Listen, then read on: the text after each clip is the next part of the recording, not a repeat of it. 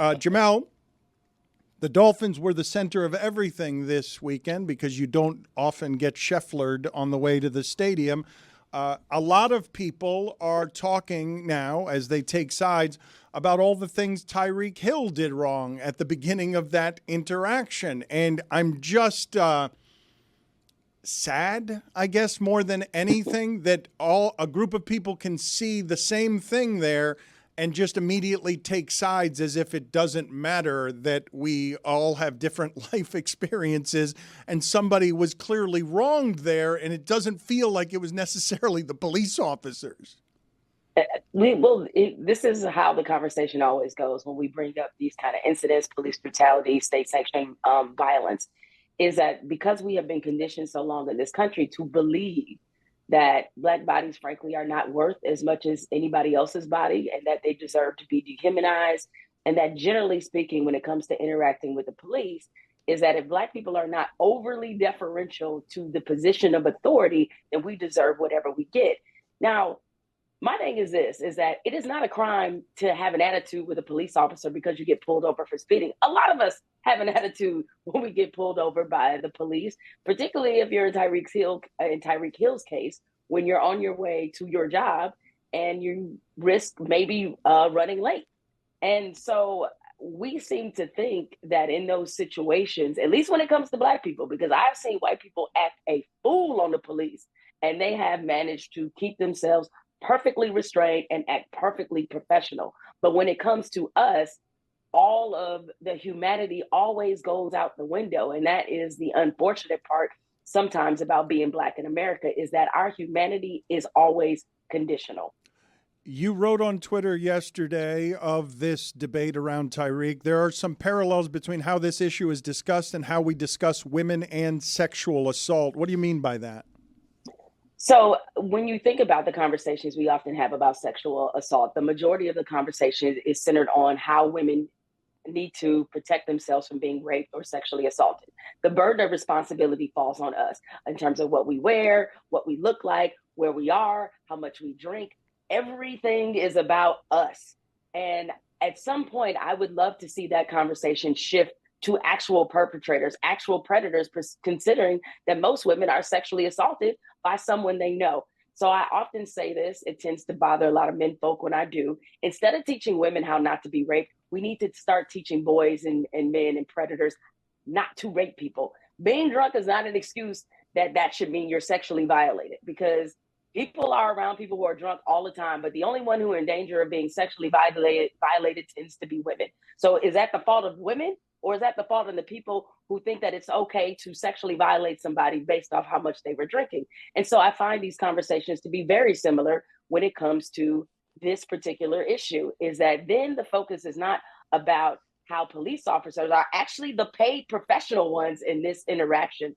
They are paid to interact with the public. They are paid to protect and serve, but all the conversation is about the behavior of the Black people and their interaction with police. We have seen Black people get their head blown off when complying with the police. We just saw a national incident recently with Sonia Massey. In her own home, she was murdered by the police. And the first thing she said to them when they came to her house is, "Please don't kill me." And that's exactly what wound up happening. And so we have seen Black people comply. We have seen them, quote, not comply or not be the most respectful with the police, and the outcome has been the same. So instead of spending all this energy talk about what Black people need to do to better interactions with the police, we need to spend more time talking about why the police have this inherent seeming fear of Black people, to the point that all ration and all humanity goes out the window when they're dealing with us. You're talking about victim blaming there, and Tyreek Hill, understandably, in a lot of other instances, makes for a very bad victim. When the messaging yesterday is the following, Jemele, and I don't know that these two things can coexist. Drew Rosenhaus came on here and said that Tyreek was very interested in making this something that is a moment of unity in reaching out to the police, but then also both he and his agent called for the firing of police. And if they wanted to actually de-escalate all of it, Tyreek Hill could by saying, I'm not going to do any more with this. I'm going to stand down. You can't have those as the two messages, though. It can't be that he wants to have this simmer down and also call for the firing of the police, which he's entitled to do. Yeah, I mean, listen, I'm not here to call for anybody's job. I'll let the municipalities in Miami-Dade handle that. But I will say this, is that you can't have unity without accountability. And often what is missing in these equations is the accountability. I also I'm not glad that this happened to Tyreek Hill. I'm glad we're having this discourse, because this is another reason why when Colin Kaepernick engaged in his peaceful protest in 2016, why more players should have stood firm and supported him. This is exactly why, because this is what he was talking about.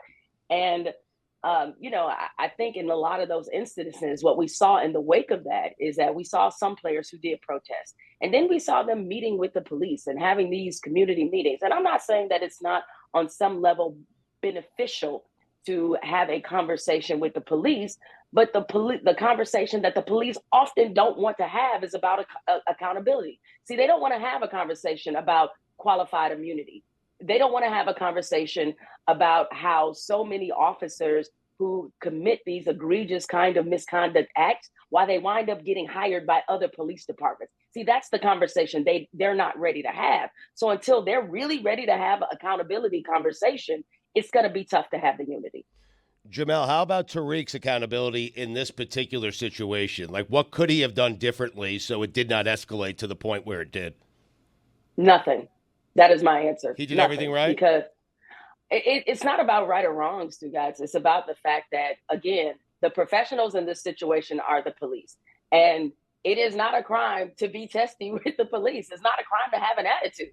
And so what I'm saying is that however people think he behaved and whatever people think about how he behaved, did it rise to the level of him being drugged out of his car, slammed to the asphalt with a knee in his back, and with another officer kicking him? Did it deserve that, is what the question is. And so we find in so many of these incidents, or we've seen so many now at this point, where there are so many, where the slightest little thing becomes an escalation. See, in this case, the person who should be in charge of de-escalating is not the person pulled over. It is the police, because that's their job, not Tyreek Hill. What do you think is going to happen here going forward?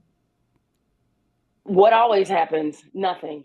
I mean, I hate to say that I've reached this point of pessimism. I'm sure there'll be some level of accountability for the officers involved. We see one was already placed on administrative duty for his conduct, because there was clearly one officer who seemed to be very hell-bent on turning this situation into something that could have been potentially deadly.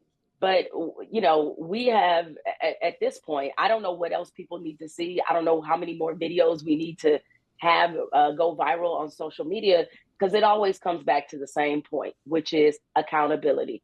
Now, as you all remember, in 2020, there was the Democrats and Republicans tried to come together and create the George Floyd Justice and Policing Act. That bill went absolutely nowhere.